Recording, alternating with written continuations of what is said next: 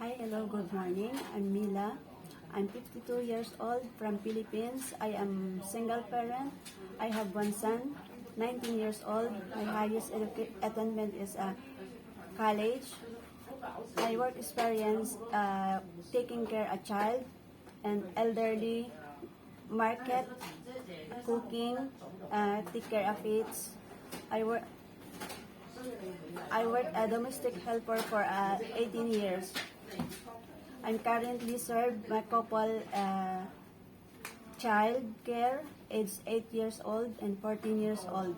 My duty is taking care of children, cooking Chinese foods, doing a household work during, like cleaning, laundry, iron, marketing. I'm willing to take care of pets, my future employer, and sir, please choose me as your housemaid because I am hardworking, honest. I finish, learn, and willing to learn. I promise to good housemaid and promise to prioritize my job, a finish contract, and more.